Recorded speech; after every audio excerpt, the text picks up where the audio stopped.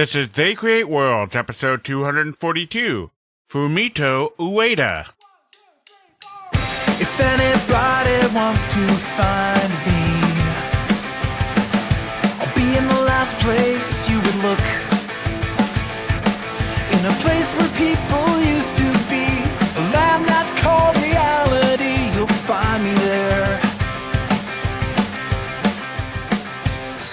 Welcome to They Create Worlds. I'm Jeffrey, and I'm joined by my co-host, Alex. Hello. We join you once again to do just not games, but an entire biography, complete with stories, tales, and mystery. Sure, mystery.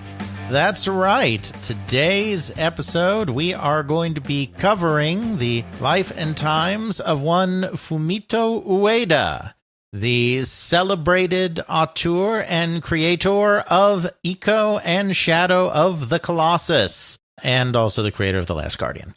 A really interesting figure. There are very few people still active in the 21st century. He's not the only one, but there's very few people that you can still say have a singular vision that is driving their game development. So much of game development today is large teams of people and large number of senior or lead people in various positions, artists and animators and writers and all of this, that there really isn't that same sense as there was back in the day, or like there is in other industries like the motion picture industry, of this one person who is kind of towering over the rest to bring their vision to life. Ueda, for better or for worse, I think is one of those people that still does that. We've been trying to enhance our 21st century coverage here. He's certainly one of the more interesting creators of the 21st century. And of course, we did place his game Ico amongst our top 100 most influential games of all time. But before we turn our attention to the 21st century, Jeffrey, we need to very briefly transport people back to the 1980s, when they were sitting in their den or their bedroom and playing their Commodore 64s, because our big live stream's coming up. So that means we have to get set up with wood paneling and everything? Well, I mean, I don't know about that, but I would at least wear pants. I mean, yes, I know we're sitting down, but you never want a situation where you're in the middle of a live stream and you get a sudden phone call and you're not thinking and you stand up and there it is. I don't know that we need wood paneling, Jeffrey, but we do need pants, because we will be coming to the people live. No tape delay. Oh, I can add tape delay. Don't underestimate my power of tape delay. Yes, coming at you live October the 4th for a good 8, 9, 10, 20 hours of content on Commodore International and its predecessor, Commodore Business Machines, tracking the history of the company from its founding in the 50s by Jack Tramiel and Manfred Kopp, and moving along into the formation of Commodore International, the launch of the VIC-20 and the C64, and Britain's favorite computer, the Commodore Amiga, all the way up to the bankruptcy in the early 1990s. 3 wonderful episodes, all the Commodore, all the Jack Tramiel you could possibly want, together with you, me, the audience, and lots of Twitch chat mockery. That's right. We will be streaming on Twitch as we always do. October the 4th, as I said, that's a Saturday. And about what time do you think we'll haul ourselves out of bed and flip that switch, Jeffrey? I don't know about you, but I usually do a long time before that. I'm doing testing.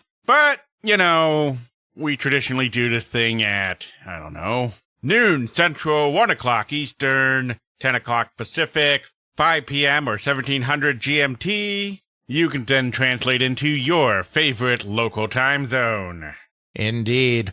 All right. Well, I think that's all the housekeeping, Jeffrey. So I think we can head on in. Us do short housekeeping? What impossible thing is this?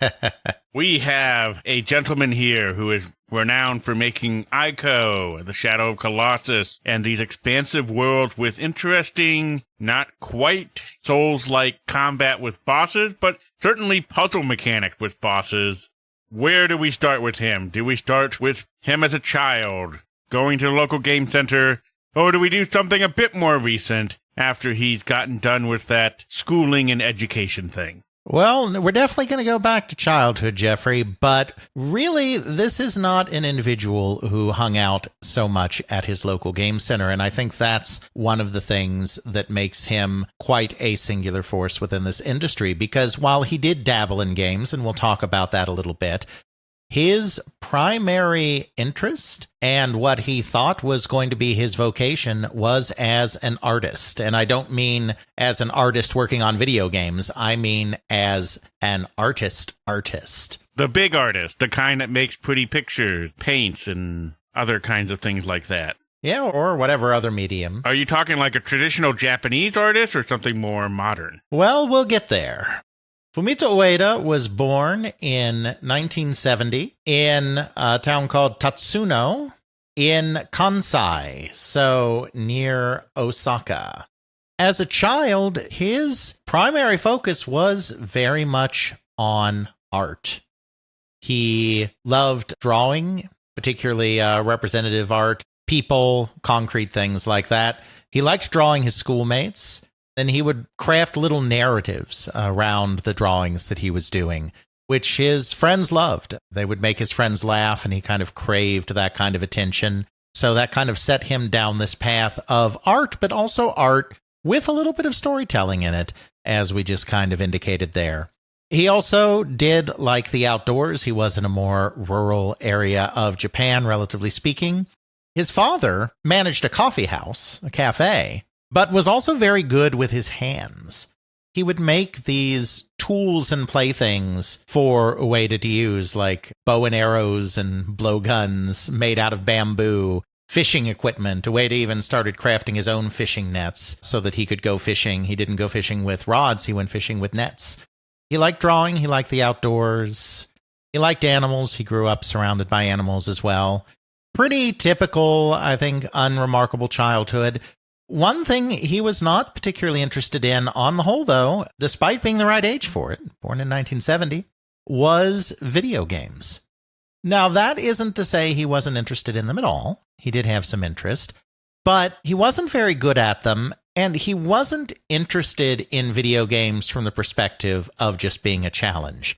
So, as I said, his parents owned a coffee house, and as we know from our many, many episodes, coffee houses were kind of the prime spot where kind of the breakout boom and then the Space Invaders boom happened.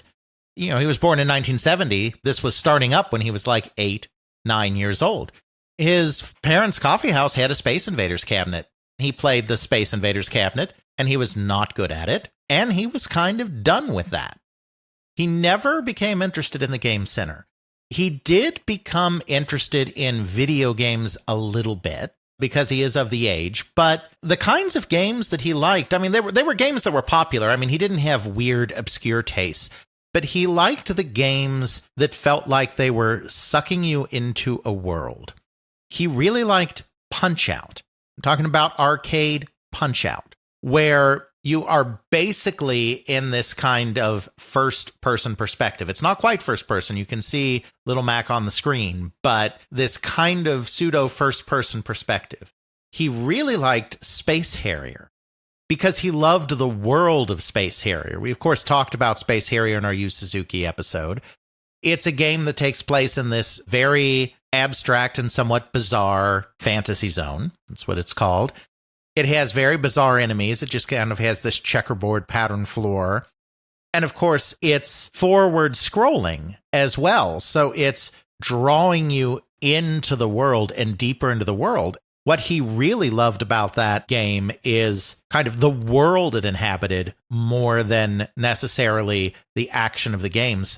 Already, even at this early age, the way he's drawn to video games is a little bit different than the typical player that's there for fast action or is there for thrills, adrenaline rushes, a little later on, story. He's really far more interested in being immersed in these spaces than he is in the actual gameplay. And if the game is too difficult for him, like Space Invaders was when he was 8 or 9, then forget about it. That's not what he's here for. In fact, he loved Space Harrier so much that his first video game console was not a family computer, like 90% of Japanese consumers at that time, but was actually the Sega Mark III. better known with a couple of tweaks as the Master System in the West, because he loved Space Harrier and wanted to have that at home. They did also get a Famicom, a family computer later, also a family computer disk system, which we've talked about in some of our episodes. He did like Legend of Zelda, which makes sense because that's certainly another game that is immersing you in a world. He also really liked a game from Konami called Smash Ping Pong. It was published by Nintendo on the family computer disk system, the Famicom disk system, but it was actually created by Konami. And he says that that's a game that he just could not get enough of as well. Never released in the United States, or at least not until... I don't think it's ever been released in the United States, except maybe in some of the virtual consoles on some of the later systems. He did like games, but it was not his primary thing, and he tended to like the worlds and being immersed in them more than he liked the actual gameplay. In high school, he became really interested specifically in industrial design. Like, even more than the drawing. You know, he had been doing the drawing since he was very young, and it's not like he suddenly hated that. But industrial design is what really grabbed his attention in high school, and he joined the design club of his high school. For a time, he thought that that would probably be his focus. But he did also dabble in the art club, the more traditional art club at school as well. The teacher that sponsored that club convinced him that with his talent, he should really apply to art school. So that's what he did, and ended up going to the Osaka University of Arts. Quite frankly, he was not a great student. He really didn't focus on his studies at all. He had a lot of other hobbies he was indulging in instead. He had a motorcycle. He loved tinkering with his motorcycle, riding his motorcycle. He had a part-time job working at a film rental, a video rental place. So he watched a lot of film. He had a friend who was a film student, and they just binged all sorts of films. When he had to choose a specific concentration in art in his third year, he chose abstract art, not because it was his favorite type of art to do. As he has said himself in interviews, up till that time he had been doing more representational art. But he chose abstract art because he figured, since it's non-representational, you can just put something up and then kind of come up with a meaning and an explanation for why it is. Then you have an artwork. He said this exactly in an interview. This is translated from Japanese, of course. But he said, but with abstract art, you can always just slap something together 2 days before the deadline, and it'll be okay. To be fair, that's how I've often felt whenever I've looked at abstract art. Absolutely. And I mean, that's a whole nother conversation about where meaning comes from. But regardless, yeah, he felt like he could just slap something together. And that's a big part of why he chose to focus on abstract art. He did kind of knuckle down a little bit at the end of his college career, did make sure that he graduated and all of that good thing. It was at that point where he was kind of exploring the next phase of what comes next, still thinking at this time that he would be an artist, that he decided to buy a Commodore Amiga. The reason he bought the Amiga is at this time, the Amiga was being used to create computer graphics for television shows, for both live-action television shows and for animated shows. Certain Japanese anime were using it. He thought that this whole computer art thing sounded neat, and he thought that that could be another avenue for him. So he bought an Amiga, but taught himself how to program on it and how to make art on it, basically completely self-taught, and started fooling around with computer-generated graphics. At the same time, he did also start playing some games on the system as well, and was particularly enamored with 2 French games by the name of Flashback and Another World. We haven't really talked about either of these games yet on the podcast at the time of this recording. I'm sure we will at some point, especially Another World, which those in the United States may remember, if they remember it at all, as Out of This World. The fascinating thing about these games, particularly Another World, more so than Flashback, is they have a very stunning painterly cinematic art style. Very similar in some ways to Prince of Persia, though not to my knowledge influenced by Prince of Persia, coming out at around the same time. But even more painterly than that. Another World is also very well known for having no traditional video game interface with points and lives and all of these things, and conveying a sense of story entirely through animated actions as this character is transported to another world, ends up befriending a captured alien, and together escaping from their tormentors and captors. There's story in it, but it's told almost entirely through the unfolding animation and cutscenes, brief cutscenes, and just the aesthetic of the world. Flashback is similar in some ways. It's in a similar vein. It's a little more action-oriented, and both of these games have puzzles, and Flashback in particular has a lot of puzzles. It's a lot of vertical space. I think it's more inspired by Prince of Persia. There's a lot of having to figure out, seeing a destination, seeing where you have to go, and then figuring out, how do I get my character there? If anyone has played Eco, have you played Eco, Jeff? I have not played Eco, but I've seen some people playing it in college. I do recall seeing a few things off and on. We have brought it up before in the podcast, so right. I have seen some of the Let's Plays of it. Yeah. Obviously, we're not going to go in depth on it yet. That's a little later in the episode. But as someone who does know Eco a little bit, some of what I just described about Flashback and Another World, that sound a little bit familiar? Definitely. The searching around, solving this little puzzle, trying to figure out how to get to where you're trying to go. Oh, I need to move this block over here, which makes this door open, which then gets me this other rock. That guy can put on another switch. That makes the pit open. Minimal interface as well, and conveying emotion and story through animation and interaction rather than through text or audio narrative. Yeah, there's no hit point bar, there's no HUD, there's no nothing. Yeah. It's just you, the character, the interface. That's it. Yeah. It's what makes the game really fascinating in a way of you going at it. Especially as a hardcore gamer, you go into it and you go, okay, where's my inventory? Where's my hit point? Where's my armor set? How do I know I'm taking enough damage? What's going on? Why is this thing so simple? I just move around and he just looks injured when he's hurt? Okay. Indeed. A lot of that goes right back to this moment when he's just out of college and playing these games like Another World and Flashback on his Commodore Amiga. So when he graduates from school, he self-teaches himself on the Amiga. He does get himself a part-time job with a video production company. It turns out not being very fulfilling and not having much work for him. The way he's told it, they kind of indicated that they were doing Amiga stuff, but it ended up that the Amiga stuff was mostly, it was just a hobby of the president of the company who had bought an Amiga. He was another one of these enthusiasts. He did some work there. He also took part in an art exhibition that is sponsored by Sony every year, I think every year, that the company held in a place called Minato Mirai. For this competition, he did an installation, which was this kind of old, dilapidated-looking animal enclosure. It's three-dimensional. He's working in wood.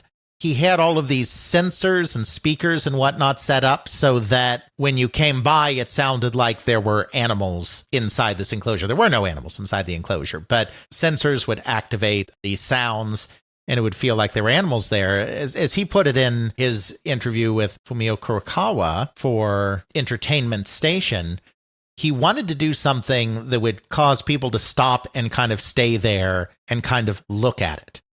He knew that people of all ages, as he put it, are captivated by animals in zoos and pet shops. So he thought something that was animal-themed in this way that gave the impression of being an animal enclosure in the countryside, something you might keep chickens in or similar small animals, would attract people to kind of sit there and stare at it for longer. My understanding is he did win a prize for his art exhibition. I mean, he was a talented artist. He realized once he won that competition, that didn't really change his financial picture very much. He was very hand-to-mouth. He just had a part-time job. He had not much going on. And he was starting to get the sense that this was just not going to work out. He had really wanted to be an artist. He was hoping that somebody would take notice of his work, as he put it, tap him on the shoulder and say, I am going to be your patron. I am going to sponsor your art. That wasn't happening, and it seemed clear that it wasn't going to happen at this point. He decided that he had to get a real full-time job. He has a part-time job, but he needs a real full-time job. So he naturally alights on the video game industry because in this period of time, we're talking about the early 90s here, the industry is moving more towards this more advanced computer graphics work. But he doesn't want to just work for any old video game company because he still sees himself as this very special artist. So there were really only two places, according to what he said, that he wanted to work. One of them was Sega's AM2 division, which we've talked about recently at the time of this recording in our Yu Suzuki episode, that was doing all of these kind of advanced games. And of course, members of that team, even though it wasn't AM2 yet at the time, had also made his beloved Space Harrier. He never actually applied to Sega, but he knew that Sega AM2 was on the cutting edge of coin-operated games, and he wanted to be on the cutting edge of something. The other company that he ended up considering was a recently founded little company by the name of Warp. We haven't really talked about Warp much, and we're not really going to now either, just because it would be a little too much of a tangent from this episode. The company Warp was founded in 1994, so it was a pretty new company at this time, by a musician turned video game designer by the name of Kenji Ino, a truly fascinating character in video game history. A real artist and auteur, in some ways similar to what Ueda became, though I mean their games were very different. But this idea of having some singular visions and trying to be outside the mainstream. At the time Warp was founded, this was kind of at the very beginning of the period that we've kind of termed Sillywood. It was the very beginning of this idea of interactive movies, of multimedia, of CD-ROM games, and it was the time of Myst. Eno was fascinated by Myst and the way it kind of created this world that seemed so well realized and that you could move around in. And yeah, it's a slideshow, but it felt like you were moving around in this real world, and the puzzles were kind of interacting directly in the world with objects within that world. This led him to create his own game in a somewhat similar vein. I mean, it's not a Myst clone by any stretch, but a somewhat similar vein that he called D no Shokutaku, but when it was released in the West, was merely shortened to D. D was taking kind of the Myst idea of inhabiting this world, but it was using full motion video and computer-generated graphics and animation to create this space that the main character, who is computer-generated, it's full motion video, but it's not full motion video in the sense that we often think about it in the West. In the West, we so often equate full motion video with all of those games that came out in the Sillywood era with real actors and cheesy acting and all of this. It's computer-generated graphics, but in order to deliver something more powerful than could be rendered in real time, moving around in this world was done through full-motion video sequences, and then when you had to do puzzles to continue exploring, then it would switch out of that, and you could interact with puzzles that were in some ways very Myst-like in the sense that you're manipulating stuff within the game world. It had kind of a horror theme to it as well. This game was considered very stylish on release. It was released for the 3DO, basically because Warp was a new company and 3DO had the cheapest rates to publish on the system. So it was published on the 3DO, and it became a kind of instant cult classic in Japan for its striking for the time computer animation, its striking for the time full motion video. It feels like it's taking the Myst thing and extending it.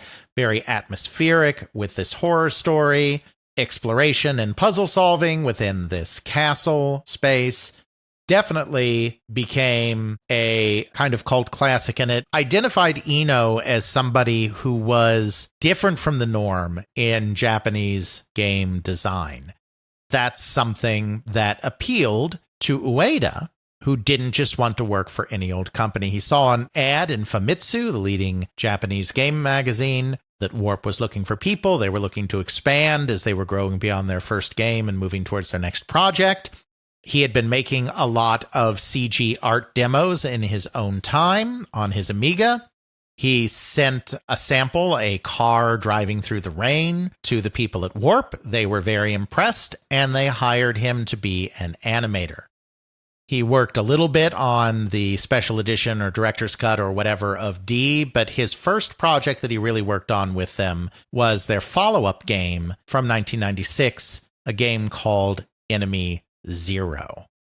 Enemy Zero is another fascinating entry in this oeuvre here of Kenji Eno. It is similar in a lot of ways to D, in that it is a horror-themed game. It's using full motion video and computer graphics.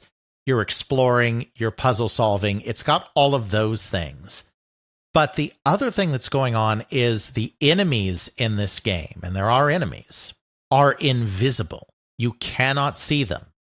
You have to use sound in order to figure out where the enemies are. There's notes of different pitch, and the note helps indicate the direction that the enemy is and the distance you are from the enemy. So it uses sound in a way that was very novel for the time and is still not used in that way very often. There are games that do have good sound design, but because video games are considered a visual medium, sound does usually take a back seat. Maybe it's atmospheric, but it's not crucial to gameplay. Enemy Zero was another really fascinating game. Ueda was an animator on this game, and because the team was so small, his primary job was doing the animation, but he also got to do a little bit of directing of the scenes as well. Now, he was not a director on the game, and anything that he did was subservient to the visions of other people. He wasn't given scenes in the game and was like, okay, in this scene, this all happens, now go make it the way you want. There was a lot of oversight into what he was doing, but he got to do a little directing of the individual cutscenes as well, just because of the nature of the development team. So was kind of getting deeper and more immersed in this idea of game creation and doing it at a truly fascinating company, Warp, with a truly fascinating leader, Kenji Eno. The sound design is really interesting with Enemy Zero. Just skipping around and taking a look at this, the sound is very distinct to try and figure out what's going on, and then there's ways to try and trip you up. Okay, yes, there's some steam vents nearby. Well, that's going to screw with what you're able to hear. Because, steam vent. I don't know of any other game that does something where it uses sound as such a critical part of the gameplay. Absolutely. And in fact, this has nothing to do with Ueda, but Eno would go one further a few years later and actually create a game that was entirely a sound game. No visuals at all. That sounds intriguing and frightening at the same time. Indeed. So, yeah, this was a great place, I think, for someone like Ueda to kind of grow up in the industry, but he knew he didn't want to stay there because he did see himself as a creator. He wanted to create his own things. As long as he was at Warp, he knew that he would always be in a supporting role, supporting the vision of Kenji Eno. Not long after Enemy Zero is completed, he decides to leave Warp. He and another employee of the company set out on their own and are going to try to have a go at doing something. It's not very clear what that something is necessarily, but they are going to do something. They spent a little bit of aimless time, and the money was starting to run out. I don't know where the money came from, whether they saved up from working at Warp or whatever, but the money was starting to run out. And so he realized he was going to have to do something else to bring in some money. It turned out that at this time, he was doing a lot of work with the early 3D rendering programs, particularly working in Lightwave 3D. It turns out that around this time, Sony, who of course has now entered the market with the PlayStation and is really trying to push 3D art animation games, was looking for people that could use Power Animator, another one of these early programs, and do 3D art for them. So he ended up going in and applying for a job at Sony Computer Entertainment. They liked him. They were very interested in having him come there. But he still had his own projects he wanted to do. He still wanted to be his own creator. So they wanted him to come work full-time as an animator for Sony, and he said, I can't do that. If it's just a part-time job coming in a few days a week, I'd be happy to do that, but this will not work. I have my own things I want to do. His interview was with two of the very high-ups in the company, Akira Sato, one of the founders of SCE, and Shuhei Yoshida, which was one of their major producers. So he was interviewing with kind of top-tier executive and creative talent at the company, and they must have seen something in his drive or his interest or his art. So when he said that, they said, well, okay, you want to make your own thing? Why don't we buy you a computer, give you some space, we'll put you on a 3-month contract, and work up this thing, some demo, some early version, some proof of concept of this thing you want to create. At the end of those 3 months, we'll take a look at what you've got, and if we like what we see, we'll fund it. Sweetheart deal, quite frankly. You couldn't say no to that. No, definitely not. That's not something you typically get from a company. They'll be like, you only want to work part-time because you want to do your own thing? Okay, goodbye, kid. Not, I see something interesting with this guy. Let's try to sweeten the deal a bit and have him come in, work for us on a trial basis and see, can he really produce what he claims he can. Exactly. And I'm speculating slightly here, but Sony was about to do a lot of this. Like, this was right before they launched a major initiative to find undiscovered amateur talent. My speculation is I think what's going on here is we have to remember that Sony had not historically been in the video game business. They had some internal talent when they launched the PlayStation because they had done some work on the Sega CD and Super Nintendo and what have you. But they didn't have a very well-developed internal development studio. They really relied in those early days on companies like Namco in order to push their market share forward and create the desirable games that drew people to the PlayStation. I have to imagine that they were at a point here, it's like we don't have really robust internal development, especially in Japan. We need to find the next generation of creators so that we can have a more robust internal development. That's what I think is going on, because they very soon after this start a program that's basically what I described, which is trying to find the best amateur game creators and see who they can mold into something. He ends up taking that deal, and he spends 3 months creating a proof of concept movie for Eco.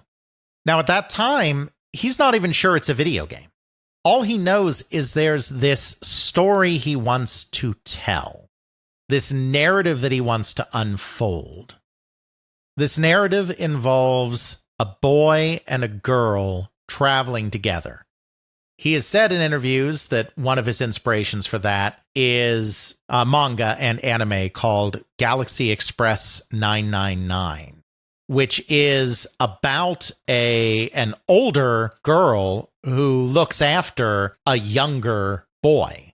The age dynamic is the same as Eco, but the roles of the protagonists are reversed, in that the girl is the really knowledgeable, worldly one, and the boy is the one that needs protecting. Won't go deep in the details of this anime, but it involves this galaxy where there's artificial life and there's lots of poor people, and there's this Galaxy Express, and if you're able to ride it to the end of the line, the robot people will give you a new robot body or something like that, and you live happily ever after.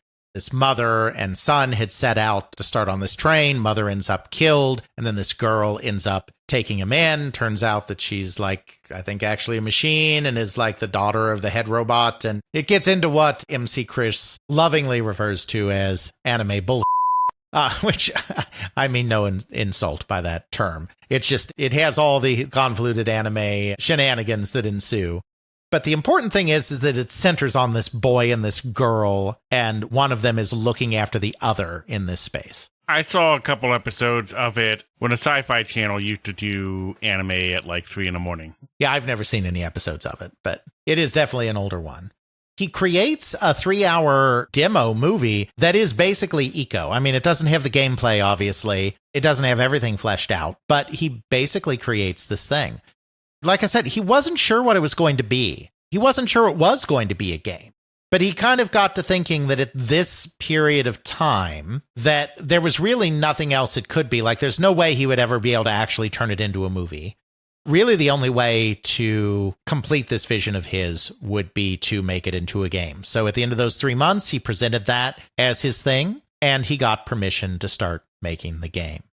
So now he's at Sony, and now he's a game designer. He was never really super into games as a kid, though he did play them. It's not like he didn't enjoy them at all. He's an artist by trade, an animator by training, has only worked on a couple of games, and really just one, really just Enemy Zero. He did a little work on the enhanced version of D, but not much. He basically just has one game under his belt as an animator, not a lot of experience, and he is suddenly leading the design of a game for Sony. You know what? He's kind of disappointed that he's doing it for Sony, because he still sees Sega as the cutting-edge company. Sony, according to Ueda, is seen as trying to go for families, go for broader appeal. They're the tamer system. They're not doing anything particularly artistic or interesting in his mind. That's what he's always all about. But his view kind of changes a little bit once the game Pa Rappa the Rappa comes out on the system. Because it's different. I mean, it's one of the games that truly pioneers rhythm action. Beatmania and the arcade came out first, but it's the game that kind of started to bring rhythm gaming into the mainstream. But more importantly than that, an American modern artist by the name of Rodney Greenblatt did the graphics in Pa Rappa. It had a really unique style all its own visually, both in terms of these kind of flat cutout characters and also in terms of just being vibrant and alive and in a different way than most games were at the time. And that card started changing him around. He's like, I want to make something stylish. I want to make something stylish like Pa Rappa the Rapper. And by that, it doesn't mean that he wants to make a rhythm game. It doesn't mean he wants to use the same art style. It's just that has character. That has style. An actual, real, honest-to-God, well-known artist did the graphics on it. And it's slick, and it's cool, and I love that. And I want to try to do something like that. But he was also cognizant that he was a first-time game designer. He was given a team. I think it started with about 6 people, grew a little bit after that. He was given a team that was also very inexperienced. So he didn't think they could do something too complicated. This is a man who loves art and animation. He was blown away by Another World. He was blown away by Prince of Persia. He played it on the Game Boy. He didn't play the original Apple II or the PC port or whatnot. He played it on the Game Boy. But he loved the fluid animations of those games. He was also super impressed with Virtua Fighter, as many people in Japan were. Because even though in the first Virtua Fighter, the characters are blocky messes, because it's very early in polygonal graphics, the animation is spot on. And the collision detection between the characters and all of their various punches and kicks is spot on, which is the main reason why it was so successful in Japan, and conversely, perhaps why it was not so successful in the United States. In the United States, especially at that time, such a focus on graphics, and the graphics were just not Street Fighter II graphics, and the speed was not Street Fighter II Turbo Speed. In Japan, it was the fluid animation and the precision in the collision detection that impressed. He thought that was really cool. He was a real admirer of Virtua Fighter, but he didn't think his team could do that. He was confident in his ability to do animation. but he was not confident in his ability to do collision and interaction between characters and gameplay of that type. The game that he decided to make, which was also based on his demo, he thought it would be interesting to do a game where you are controlling an AI character on the screen, but where you are also actually in the game. There had been a couple of games recently in the last couple of years in Japan that had experimented with the idea of an AI character that you had some limited control over. There was a game called Hello Pac-Man that was like this, which in the United States and the West was rebranded Pac-Man 2: The New Adventure, where you're having to guide Pac-Man around doing stuff, but he has a mind of his own. I mean, he's literally just wandering around the world, and you only have some small capability to influence him by clicking on the screen kind of where you want him to go, but you don't have direct control over him. He was also a big fan of Lemmings on the Amiga, because as we said, he played a lot of Amiga games. Even though he hasn't, I don't think, directly said this in an interview, he said that Lemmings was an influence on him in interviews. He has not directly said this, but I imagine that that's another one of these AI games that he's thinking about, because, of course, the Lemmings are just wandering along, but you have the opportunity to change their path and change their fate by selecting certain Lemmings and turning them into these special Lemmings with these specific abilities that reroute the group. So he liked this idea of an artificial intelligence, or a set of artificial intelligences that you had to control and had limited control over on the screen. But he wanted a more direct interaction. He wanted to put a character inside that as well. So that's where he came up, along with this idea of Galaxy Express 999, of having a boy and a girl. You are the boy, and you have to guide the girl through this world. And then the girl, of course, is necessary to solve puzzles as you go. Very similar to the kinds of puzzles that he enjoyed in Another World, Flashback, Myst, all of that kind of thing. So the idea is to have the character you control just do things naturally, and you just say, hey, go in this general direction. The idea is to have complete control over your character, but to have an AI character that you're guiding. So there had been other games like this Hello Pac-Man where you're guiding an AI character to do things, but the way you're guiding them is with like a cursor with pointing and clicking. He wanted to bring the player character into the story. Instead of making you this abstract mouse pointer, he wanted you to be a character, but you need to guide this AI character. Okay, as long as they don't use the AI from Dragon Quest IV, I think we're going to be good. But we want to cast the insta-kill spell on all of the things that are immune to insta-kill spells, Jeffrey. That is why Christo is not the healer in any of my parties. Indeed. So that's how he came up with this story of this boy and this girl.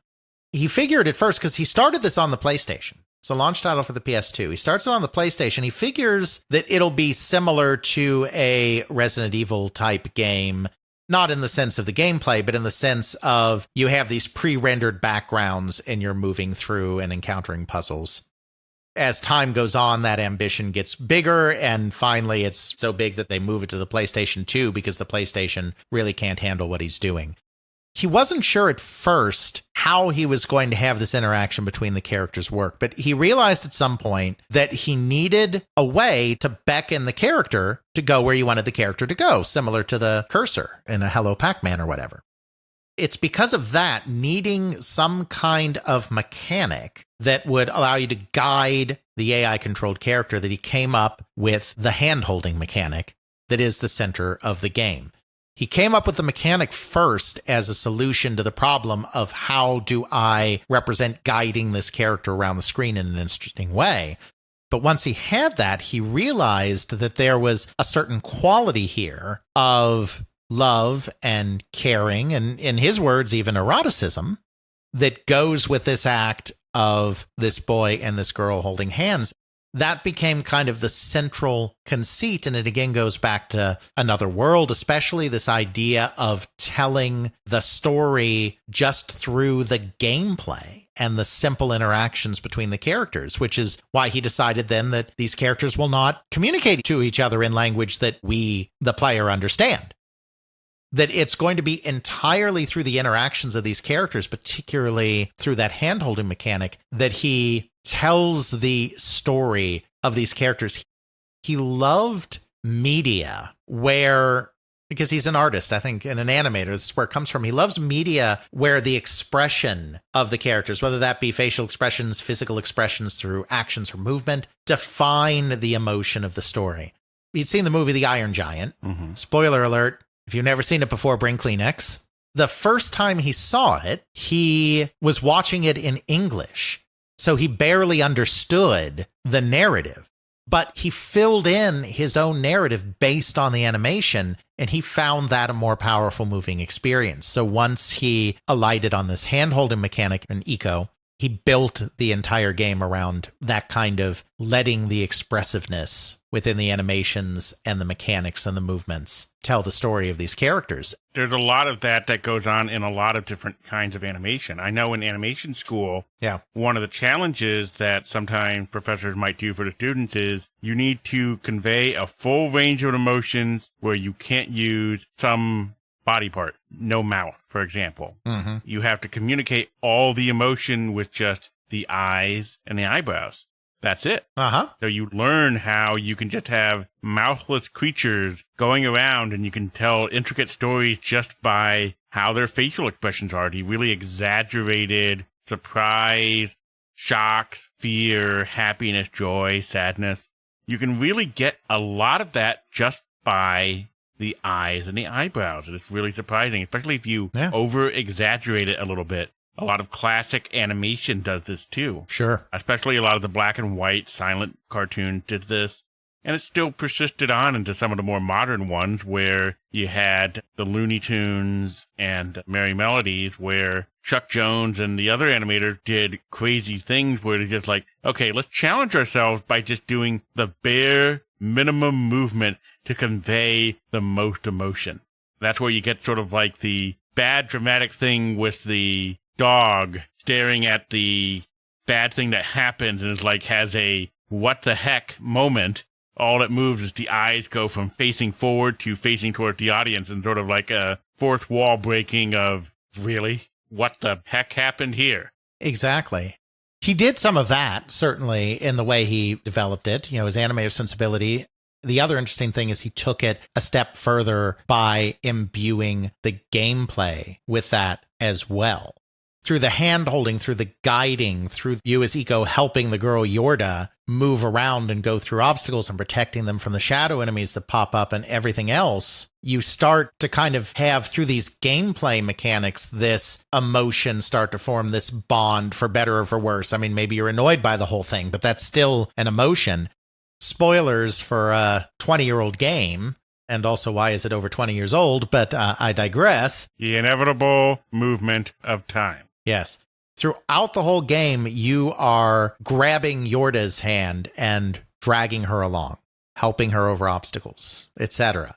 You need her to help solve puzzles, too. She also helps you, but a lot of it is you protecting her and dragging her along. And then at the very end, and the confrontation with the evil witch and all of this, we're not getting into plot in these, the bridge that Eco is on, that your character's on, starts to disappear, and you're running and you don't quite make it, and then the bridge disappears, and then Yorda reaches out and grabs you and saves your life.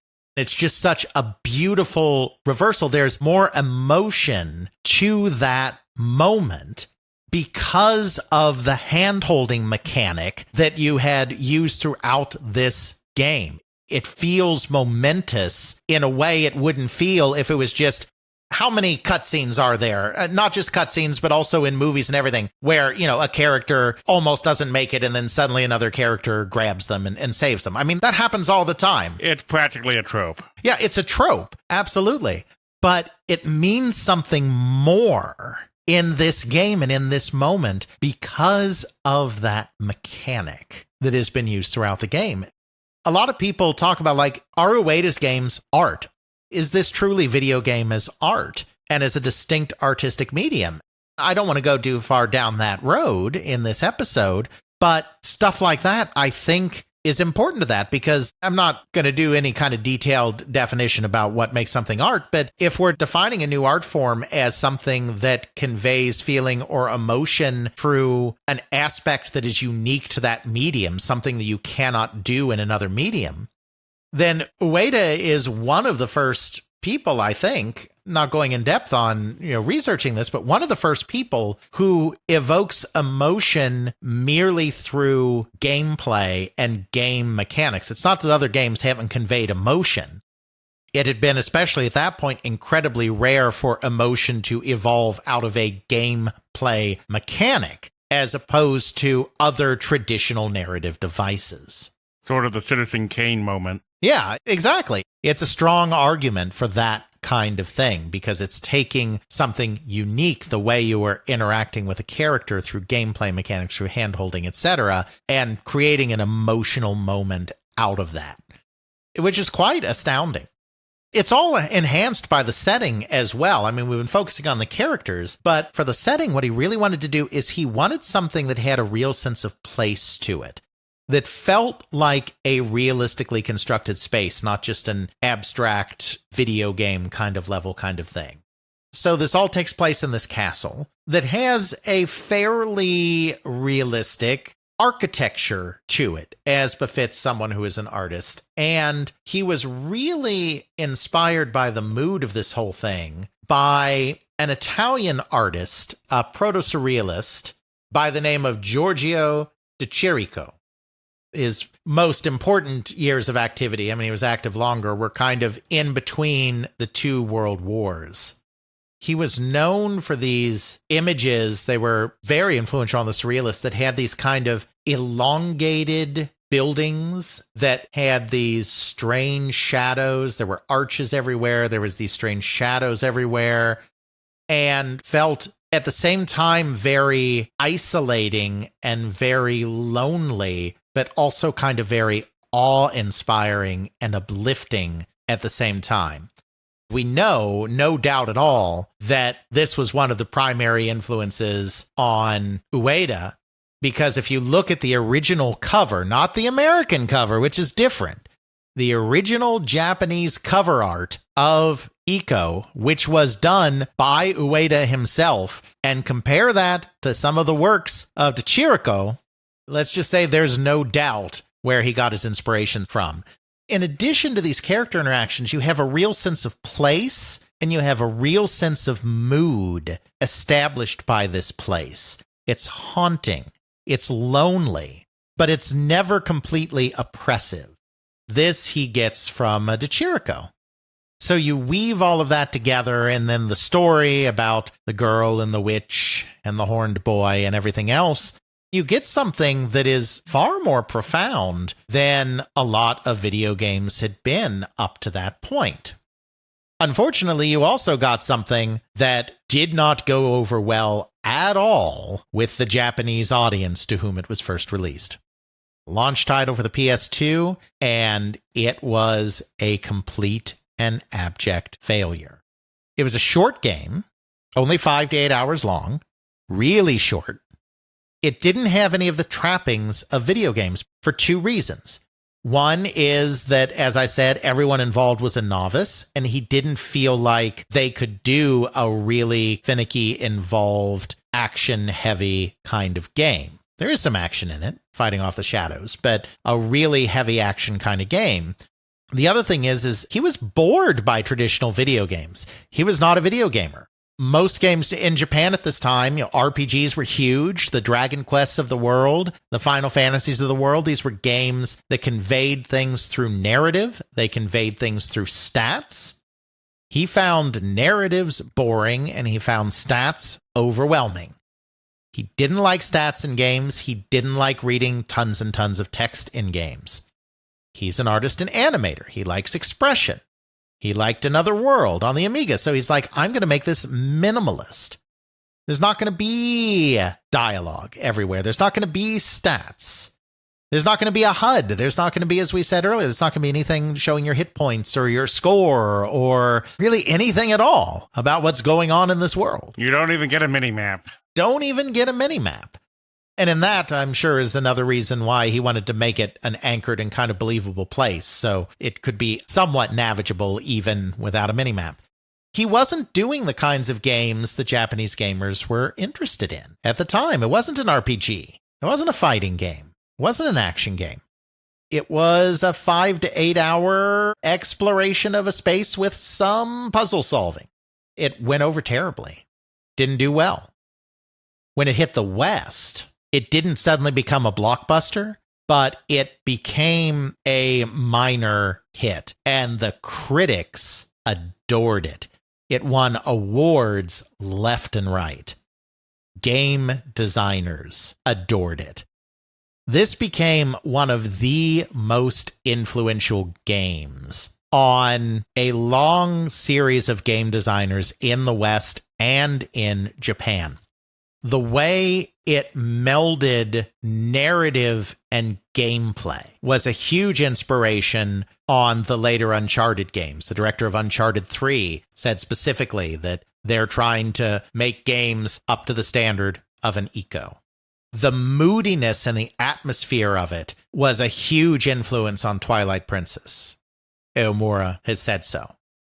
The way of guiding characters through a space with no common language and having to just kind of figure things out as you go along, as you're moving through this quest. A huge influence on Journey, one of the seminal indie games by Genova Chen. It was also a huge influence on Fez, another one of the very important early indie games. Indie game designers were taking huge influence from Ico. Neil Druckmann at Naughty Dog has said, with The Last of Us and that core relationship between Ellie and Joel, he was really drawing from that relationship between Ico and Yorda in Ico. Uncharted, The Last of Us, Fez, Journey, Twilight Princess, Prince of Persia: Sands of Time is another one where the developers have said that that sense of atmosphere, that sense of style, that sense of animation played a really role in the influence. To top it all off, there was this guy in Japan that had gotten a computer science degree, who had once upon a time loved games, but was going to be doing serious computing work. He had no interest specifically in going into the game industry. He wasn't going into the game industry. Then he was over at friend's house and saw them playing Ico.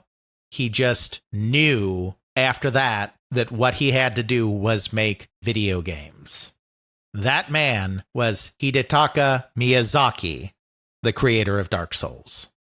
There is no Dark Souls, truly, without Ico. And there's some similarities to them. Obviously, Ico is not an action-intensive game, and Dark Souls is, but Dark Souls does some of the same stuff. They have this atmospheric world, these atmospheric places that you go to where the art style and the animation and the ambiance is lending itself to the mood of the piece. There's text in them and there's dialogue, but there's a lot of story and a lot of lore hidden in every Dark Souls game that you have to piece together through cryptic messages, through item descriptions. He doesn't give you a straightforward view of the lore. You have to work for it, even though it's a little different than the way Ico makes you work for it. It's that same idea. You can see where he took a direct influence from Ico as well, but he literally would have not gotten into game design. He said this himself. He would have not gotten into game design if he had not seen Ico. These are some of the biggest franchises, some of the biggest creators of the 21st century, the people behind Uncharted and The Last of Us and Sands of Time and Journey and Dark Souls, all drawing from the well of Fumito Ueda. If that had been the only game he ever made, he would have already been one of the most incredible and most important game designers of all time. But of course, he went on from there and in most people's opinions topped that with his next game, Shadow of the Colossus. He wasn't sure that that's really the direction he wanted to go after Ico. He was disappointed that Ico was not a great seller. He was afraid that Ico had not been an accessible enough game. He gave some thought to doing something that was simpler, something that was easier to get into, something that was short and sweet. He was thinking maybe I'll even use different control systems. Maybe I'll do a touchscreen with a stylus to control something. This is before the DS. This is right after Ico came out. But he also had this idea, what if we made an action game? Because the team is experienced now. I didn't want to do a full-on action game because I had an inexperienced team and I didn't think they would have the sophistication to do all of that collision detection and combat and everything else. But we've got an experienced team now. What if we do that? And so he had these two competing ideas in his mind, something simple and accessible, something more complex and action-oriented. Something simple and accessible went floating through his mind, looking for something to connect with. Exactly. Bonus points, as always, if you get that reference. But he decided to go with the action game. He decided the team was ready for that. One of the things that really drew him in that direction, again, according to his own interviews, was actually Grand Theft Auto 3. He is bothered by the fact that Ico wasn't successful. He's trying to think about what is it that people want. Grand Theft Auto came out at about the same time as Ico. Obviously, Grand Theft Auto 3 was way more popular than Ico. He had played Grand Theft because, remember, he's an Amiga guy going way back. He played the Grand Theft Auto games going back to the first one, the top-down Grand Theft Autos. He was aware of the series, and he played GTA 3. There seemed to be a couple of things that he took from that. This one's a little fuzzier, but I think it's true. I think he took the kind of open-world aspect of it. People wanted these vast worlds. Liberty City in GTA 3 seems pretty quaint today and all of that, but it truly seemed massive at the time. The other thing is this concept of cruelty. He's an artist, so he's going for these abstract concepts. There's a cruelty in Grand Theft Auto. He feels like maybe some of that is what has hit a spark as well. What does he mean by cruelty? Cruelty, doing bad acts, doing bad things to people. There's a certain cruelty in a Grand Theft Auto game, especially, all the sensationalized, and they are sensationalized stories about how you just go around beating up people and, having sex with a prostitute and then running them over and taking the money back. Like, there's a certain level of cruelty in that kind of video game.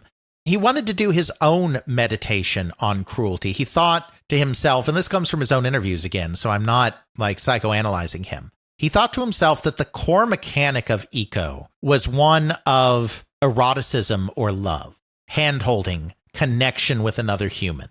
So he thought, maybe I go the opposite direction, and he was influenced some by GTA 3 on this. Maybe I go in the opposite direction and I do a game about cruelty. That's where he comes up with the idea that maybe the protagonist you think you are is not the protagonist you think you are. You're playing the bad guy all along? What devilry is this? Yeah, more on that in a moment. The other thing is he wanted to create an action game because he thought the team was ready, but he didn't really like the way kind of the mainstream, very popular RPGs, not that he was going to make an RPG, but the way the very popular mainstream RPGs portrayed this kind of thing. Because you would get your party together, you would get your brave warrior and your doughty fighter and your sneaky thief and your Healy cleric together, then you would go beat up on slimes. You'd get this super powerful party together, and then you'd go beat up on slimes. But I need the slime to get the experience, to get the gold, to get the equipment, to get to the fun part of the game. MC Chris, always inspirational at times like these. He was at DragonCon, while we were there. We were in close proximity to him. Did not know that. Anyway, obviously, yes, you go on and fight huge bosses later on. But he didn't like this idea that you get this band of strong adventurers together and you just go kill all these little things forever. He's like, if I'm getting a band of heroes together, I want them to go kill a really, really big thing. That's cool. So he came up with this idea of a networked game. That's right. It was going to be a networked game where you have these gigantic creatures. You have to get this swarm of players together, and they all are climbing up this gigantic creature to get on top of it and kill the thing. He originally called this game under the code name NICO, N-I-C-O, which stood for Networked Eco, because that's what the game was going to be. He decided, just like he didn't want Eco to be a heavy action game because the team wasn't experienced in action, he realized that he had nobody that was experienced in network coding. The idea of networked games is still relatively new, especially for something that's going to be as intensely action-packed as this is. Some really optimized networking code. Heck, they can't even get it right now for some games. That's very true. So he's like, okay, that's not realistic, but I still like the idea. It is far cooler to have one protagonist taking on a ginormous creature instead of having a group of protagonists like in the early stages of a Dragon Quest or a Final Fantasy taking on a paltry little creature. So even though the networking element went away, he still kept that basic idea of small versus big. I think partially inspired by Grand Theft Auto, he wanted a massive world. And he wanted a massive world that was free of loading screens. He wanted it to really feel like you were traversing a massive space. Most of that space doesn't even come into play in the game, but he wanted it to be there. He wanted that sense of openness and expansiveness. It goes hand in hand with the hugeness of the creatures, I think. He was a bit of a Legend of Zelda fan, even though a lot of traditional games and traditional popular games were not things that he was excited about as a kid. He did like The Legend of Zelda. He liked the idea of keeping a puzzle element here and turning these creatures almost into reverse Zelda dungeons by including not just action, but also including puzzle solving as you're climbing up these creatures and figuring out how to advance and figuring out where to find the weak spot. Very influenced by The Legend of Zelda in this, but turning Legend of Zelda upside down and making the bosses the dungeons. Arguably, Breath of the Wild and Tears of the Kingdom has a bit of that. True. In more recent times, absolutely. I agree with that. But of course, this is well before all of that. He was very excited about this idea of climbing up these beasts as well because they were coming up with deformable collision detection, which means that as the creatures move, their hitboxes or their collision detection spaces move with the individual components of the creatures. Most things, even most enemies at the time, even if they were animated, their hitbox stayed the same. They had a hitbox around them, and it didn't really matter what the exact position of an arm or a leg on this animated thing was. If you were within the hitbox, you're hit. He liked this idea of a constantly changing, deforming hitbox as you're moving up these creatures and they're moving around and you're having to hang on for dear life. Finally was this idea of cruelty. A story where at the start, it seems like you're doing something noble and good. The woman you love is dead. You have heard she can be brought back to life. You go to the edge of the world, as it's described. You come to this shrine, and this figure says that he can revive her for you if you shatter all of these idols by destroying the Colossi. It seems simple enough. We're so used to monsters being evil. And the first few monsters, they are big, they are aggressive.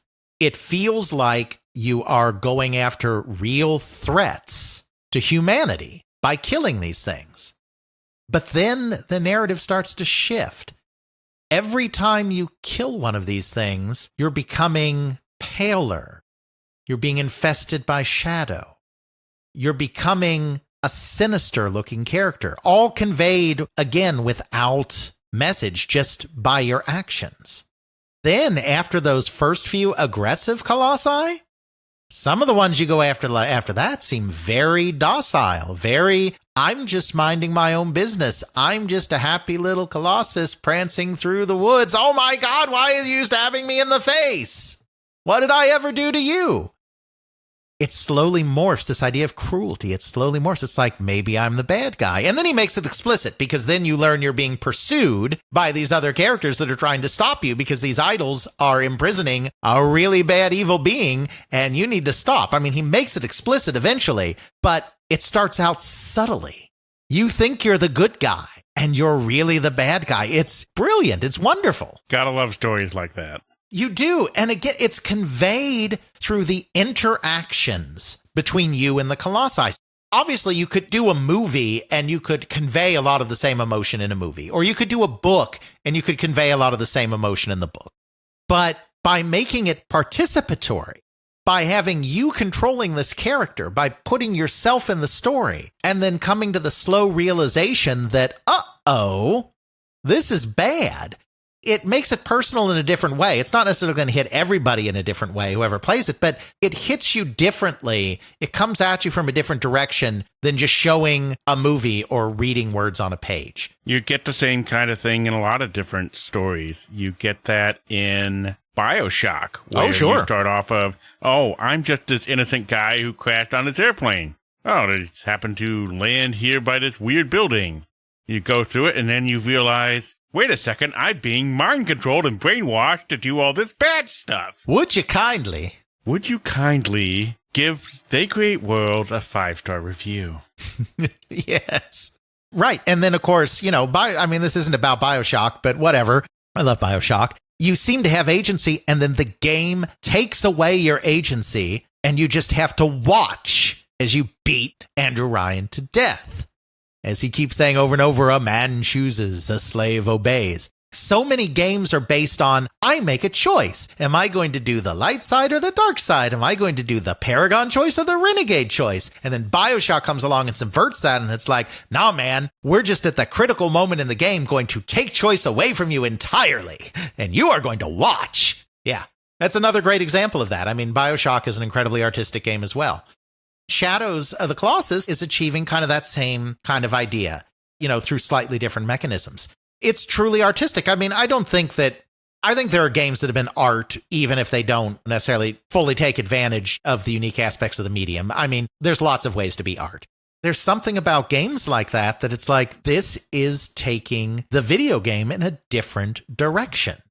It's actually using the unique aspects of the medium to evoke emotion and to make you feel a certain way about what you're doing. I don't know of many games that did that before then, because you're so conditioned as gamers of you're taking on the hero in effectively the video game version of the hero's journey. Yeah. Okay, how many RPGs? I start off as guy from little village somewhere that gets destroyed by evil empire, and me and my scrappy survivors go off and gather friends in order to save the world from evil empire. Right. What if Kefka was actually right and the good guy all along? Right. And there's no redemption. There's no redemption here. You keep doing bad things and you should feel bad. Mm-hmm. The evil is finally stopped from escaping by the actual good guys, but you don't control the good guys. But there is a glimmer of hope, because the good guys leave and they're like, maybe while he's in prison there, he'll have the opportunity to atone. He's very vague on it. He leaves it deliberately cryptic, but there is definitely a connection between Wander in Shadows and Eco in Eco. There's maybe redemption down the line for the character if Shadows of the Colossus is indeed a prequel to Eco, which is heavily implied. But there's no redemption in the game. You just keep doing bad things. You don't stop. You are single-minded on your quest to bring your person back to life. Cruelty. That is the theme, and it's so brilliant. I mean, it's great gameplay. It's expansive world, a world that just feels bigger than almost anything you've seen in a video game at this point. I mean, World of Warcraft only came out the year before. Like, even expansive MMOs were kind of a new concept, and this is a single-player game, and it's just huge. Incredibly unique colossi, every one a unique and interesting challenge with multiple ways to conquer them. Ueda himself has said that was partially deliberate, that they kind of wanted to make sure that there were at least 2 strategies for every Colossus, but they discovered, once it was out in the wild, that players were finding all sorts of strategies that they never thought of. There's so much freedom in the game from a gameplay perspective.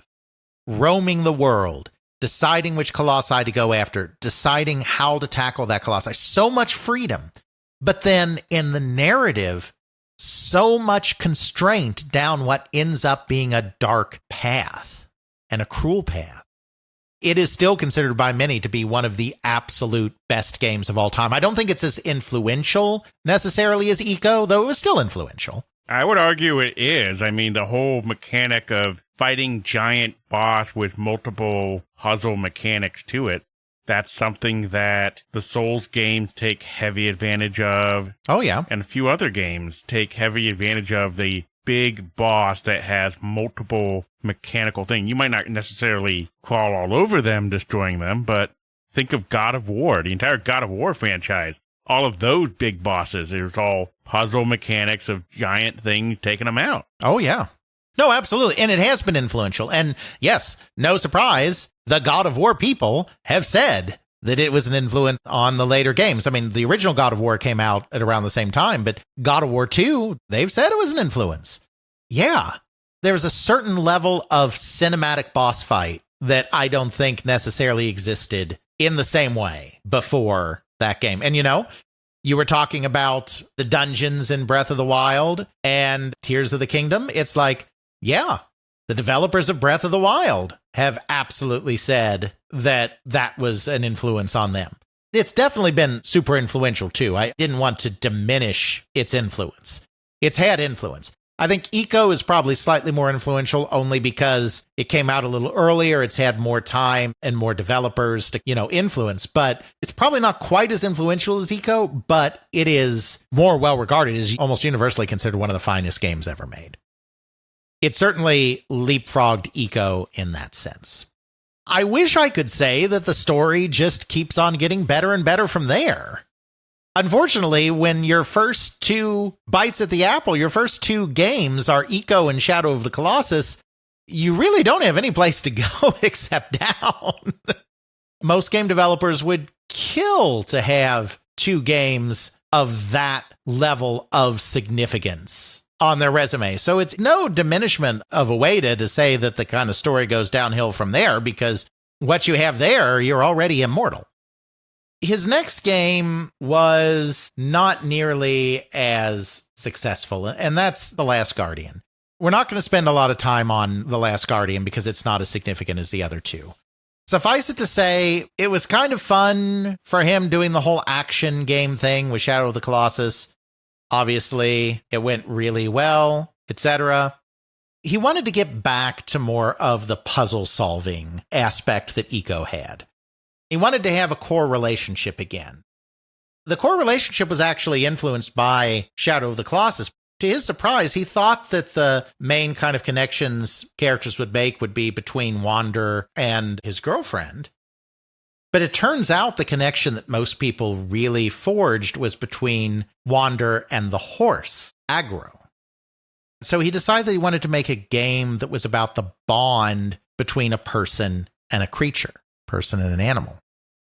But he didn't like the way animals had been depicted. Obviously, lots of games have had animal companions. He didn't really like the way that that was done, and so he wanted a game that really captured better how that bond really forms and really works. So he came up with The Last Guardian, this kind of flying kitty cat creature, tried to give it a lot of really realistic, believable animal animations, because of course he did. That's what he does. Decided that there would be a bond that formed over time. The creature would help you by getting you to places that you couldn't go to solve puzzles. A lot of verticality this time around because you have a flying creature. But he also wanted it to be a creature that you had to care for. You had to train it over time. You had to soothe it by petting it. When it got wounded, you had to pull the spears out and help it heal. Some of this stuff was kind of a nice idea in practice, maybe, but a lot of it ended up being frustrating because The Last Guardian kind of has a mind of its own a lot of the time. You can kind of train it over time and direct it a little more, but there's always a little bit of that sense of it having a mind of its own, which may be realistic and is probably central to the idea that he was trying to convey of the relationship between a person and their pet, because pets don't always do what you want them to do. It made for a game that was more frustrating, and it took a long time for it to come out. The Last Guardian, I mean, they started work on it. Shadow of the Colossus came out in, 2005? And The Last Guardian comes out in 2016, 11 years later. It was very challenging, and they started it on the PS3, ended up moving it to the PS4. His vision was grand for it. He didn't like the level of control that Sony was starting to exert over his development process. When he did Eco, he was just a raw recruit. It didn't matter what he did. Then Eco, it didn't do that great. It's fine. I mean, they're still going to let him do another game, but when he did Shadow of the Colossus, then he wasn't really a high priority at the company. But then Shadow of the Colossus was universally beloved. So now he's an icon and there's a tension. Incidentally, the name Eco actually comes from the word icon. He said that. the idea of something cool and monumental. But anyway, he felt really constrained at Sony, and so actually in the middle of development, he actually left Sony to start his own company. He still finished The Last Guardian for Sony, but he was feeling suffocated and decided to leave. So there was a lot of rocky development. The idea didn't quite work out. It's not nearly as well regarded as the other two. I mean, I think it has its fans. It's not like people think it's one of the worst games ever. It's not E.T. It has its fans, but it's just not at the same height as the other two. That's the last we've heard of Ueda so far. He still has his own company, Gen Design. Gen, short for Genesis, is an original beginning, and design is in design. Maybe even also a cheeky Sega reference. Indeed. He's working on his next game. He has been working on it for quite some time. There's been almost no word on it. It doesn't have an official title. Rumor is, at the time of this recording, that it might be internally called Project Robot as a code name, but we don't know. We have no idea. It'll be interesting to see what he does next, though based on how long The Last Guardian took, it might be a while before we know. His story is unfinished. It's not done yet. He still has a lot of years ahead of him, born in 1970, so, he's not that old. We'll just have to see where it goes. But even if nothing else he ever does amounts to much of anything, he'll still be remembered as one of the greatest visionaries in early 21st century video games, just for delivering us Ico and Shadow of the Colossus. It looks like we're going to have to figure out a new challenge, and that involves climbing over all this stuff, Alex, in order to figure out what our next episode is. So take my hand, and let's figure out what our next episode is. Absolutely. So we're almost to the point where the live streams are our next episode, our Commodore stuff. But Jeffrey's going to need a little bit more time before that to, actually edit the first episode. I do like to be able to edit the episodes, yeah. So now that we've gone all the way forward to the 21st century and almost to the present, we're going to go way back into the past again to the 1970s. And we're going to talk about a very interesting guy by the name of Joseph Weisbacher and his Fred system. Most people are only aware of the Fred system in the only final form that it came out in, which is the RCA Studio 2, a very, very short-lived console that we briefly touched upon in our recent European consoles episode, since it was licensed to a Hong Kong company and yada yada, that just disappeared in a puff of smoke. For the longest time, nobody knew that there was any interesting history around it, because the creator, Joseph Weisbacher, died in 1990, well before people were really starting to take an interest in video game history. So he was never interviewed, and it was just assumed to be one of these silly also-ran kind of devices. But we know now, particularly through the work of my friend Kevin Bunch of Atari Archive, who has done extensive work on the RCA Studio 2, that there is a far deeper, more interesting story of a man who was actually in some ways ahead of his time in the way he wanted to bring computers, not just video games, but computers and computer education to the masses, but ultimately, for a variety of reasons, could not realize that dream and just gave us this one barely registering console before vanishing into oblivion. It's an interesting story. It's one that's been told in a modern context now. There's some of that in my book, but really Kevin Bunch has done the vast majority of the research. That's who my book's relying on too. So that story's been told, but it hasn't been told on They Create Worlds yet. So I think this is a good time to take a look at Joseph Weisbacher, Fred, and the RCA Studio 2. 2 biographies for the price of 1, kids. Next time on They Create Worlds. Check out our show notes at podcast.theycreateworlds.com, where we have links to some of the things we discussed in this and other episodes. You can check out Alex's video game history blog at videogamehistorian.wordpress.com. Alex's book, They Create Worlds, the story of the people and companies that shaped the video game industry, Volume 1, can now be ordered through CRC Press and at major online retailers.